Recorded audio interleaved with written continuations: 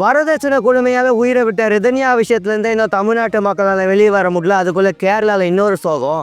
ஆனால் இந்த வாட்டி பறி போனது 1.5 வயசு குழந்தை உயிரோட சேர்த்து மொத்தம் 2 உயிர்.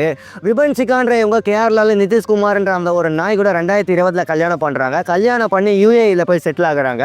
ஆனால் அப்போத்துல இருந்த இவனும் அவங்க அம்மா வரதட்சணை கேட்டு அடிக்கடி தொல்லை பண்ணி சண்டை நடக்குமா. ஆனால் இப்போ எல்லாம் மீறி போயிட்டு அவங்களோட முடியை கட் பண்ணுறது, ஃபிசிக்கல் அப்யூஸ் பண்ணி அடிக்கிறது, நாய் அடிக்கிற மாதிரி நடிக்கிறாங்க, என்னையும் குழந்தையும் வெளியே போக சொல்கிறாங்க அப்படின்ட்டு ஃபேஸ்புக்கில் போஸ்ட் போட்டு உயிரையே விட்டாங்க. ஒரு பக்கம் என்னடானா பொண்ணுங்களாக பார்க்காம ப்ராடக்டாக பார்த்து சில புறம்போக்குங்க ரேப் பண்ணுறானுங்க.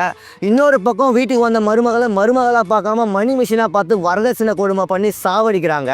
இது ரெண்டுத்துக்கும் நடுவில் ஒரு பொண்ணு இந்த சொசைட்டியில் வளர்கிறதே ஒரு பெரிய சவாலாக இருக்கும் போல். ஆனால் ஒன்று மட்டும்டா, பொண்ணுங்களுக்கு நாட்டிலையும் பாதுகாப்பு இல்லை, இந்த மாதிரி பல பொண்ணுங்களுக்கு சொந்த வீட்லேயும் பாதுகாப்புன்னு தான் எனக்கு தோணுது. நான் பேசினது கரெக்டுன்னு தோணுச்சுன்னா தம்ஸ் அப் எமோஜியை கமெண்ட் பண்ணிட்டு ஃபாலோ பண்ணிக்கோங்க. பல விஷயங்கள் பேசுவோம்.